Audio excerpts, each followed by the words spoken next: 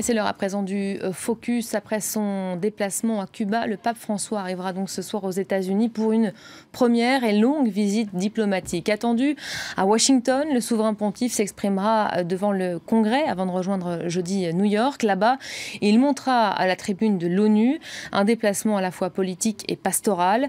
Le chef de l'Église vient découvrir un pays chrétien qu'il ne connaît pas, où les catholiques représentent 21% de la population. Le nombre de catholiques varie cependant énormément en fonction des États. En Pennsylvanie, par exemple, l'un des 3 États où le souverain pontife va se rendre, eh bien, les églises ferment, d'autres se construisent. On fait le point tout de suite avec nos correspondants Gallagher Fenwick et Philippe Crosser. Reportage. L'église est loin d'être moribonde aux États-Unis, mais elle souffre clairement par endroits. Dans ce quartier modeste de Pittsburgh, les lieux de culte catholiques ferment les uns après les autres. Les fidèles ne remplissent plus les bancs le dimanche. Les rares prêtres partent ailleurs. Un phénomène de désertion qui menace également cette paroisse. Fondée il y a plus d'1 siècle, elle pourrait disparaître très prochainement.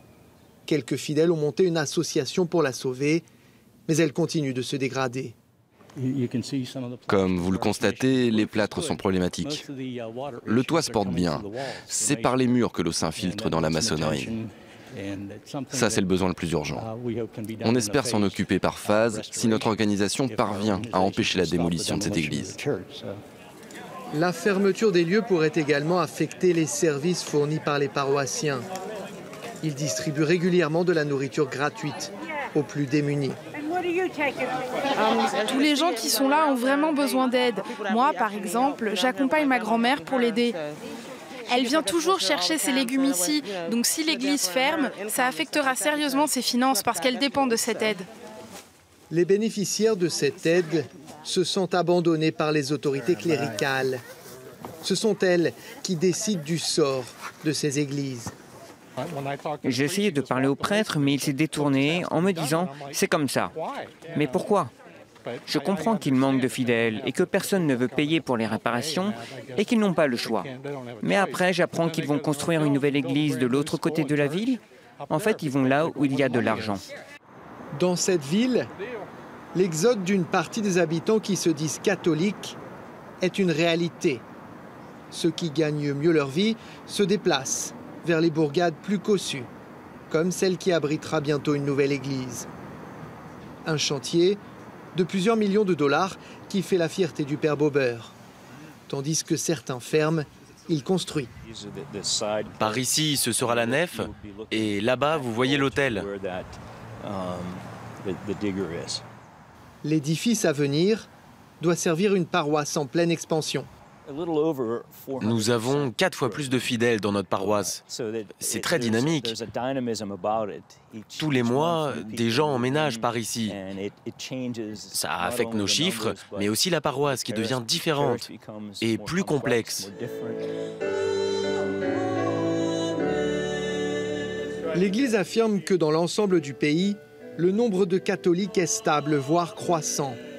Des chiffres dopés par l'arrivée de nouveaux immigrants, notamment en provenance d'Amérique latine. Un phénomène pourtant invisible dans la plupart des congrégations locales comme celle-ci.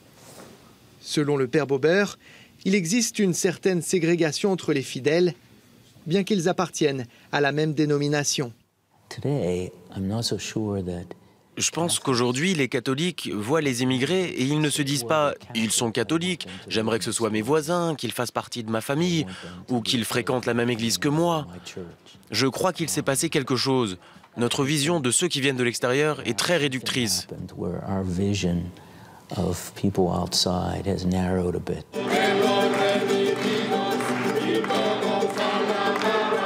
Ici, les latino-américains affluent pour la messe en espagnol. Aux abords de l'église, certains n'hésitent pas à déclarer que l'avenir du catholicisme aux États-Unis, c'est eux. En tant qu'hispanique, nos liens à la religion sont plus stables que ceux des autres Américains. Eux, ils sont, disons, plus ouverts à d'autres pratiques. Nous, les hispaniques, nous avons des valeurs très catholiques.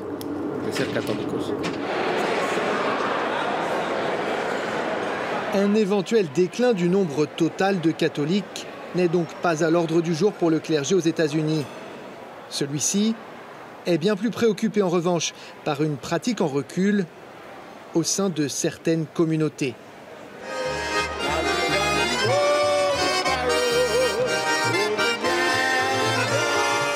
Beaucoup de fidèles américains confessent que leurs vies se sont simplement et progressivement éloignées de l'Église et de ses rites.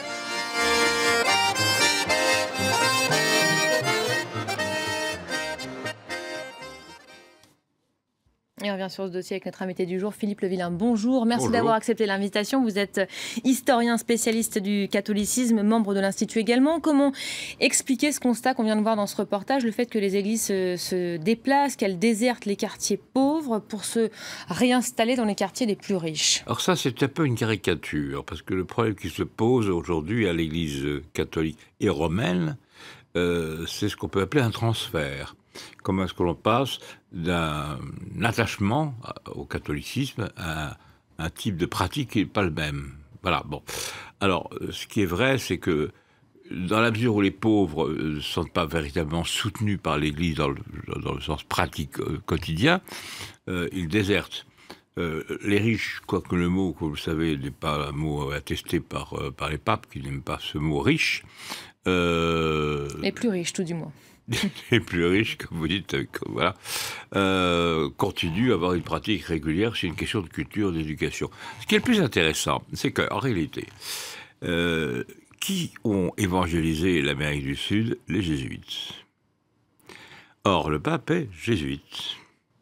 Et ce qui est extraordinaire dans ce qui se passe en ce moment, avec ce pape très difficile à comprendre, qui tantôt dit oui, tantôt dit non, c'est que, en fait, son élection correspond à un moment où, pour le catholicisme, on assiste à une transformation. Voilà. L'Europe vieillit, c'est un fait.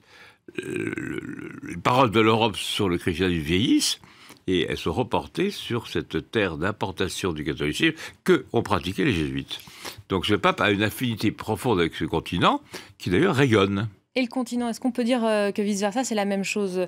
Le pape François, il est plutôt populaire, notamment sur le continent américain. Il y a 70% de la population américaine, 86% des catholiques américains qui disent avoir une bonne image de lui. Est-ce qu'il pourrait repeupler les églises? Non, il ne peut pas repeupler les églises, il peut faire des propositions. Voilà.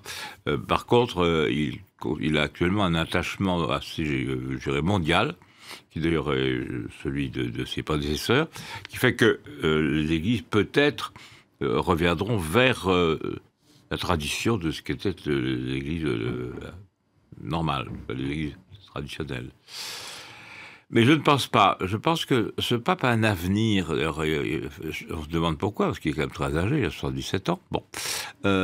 Parce qu'il a pressenti qu'il y a un déplacement mondial du catholicisme. Il lui reste 2 zones à franchir. Le continent latino-américain, c'est son pays, puisqu'il est italo, latino, etc. Bon. Et la Chine. Il rêve d'aller à Pékin. Et la Chine, voilà. J'irai à Pékin. Et Paul VI, son prédécesseur, qui est mort en 1978, y avait pensé aussi.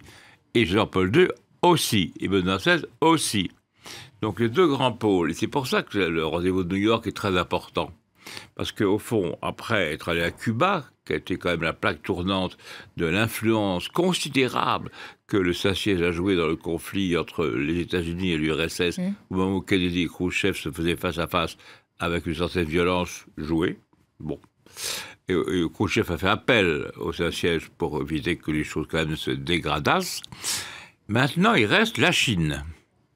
Donc, le jour où ce pape ira en Chine, je dirais que la diplomatie du Saint-Siège aura réussi. Une image peut-être sur les latino-américains.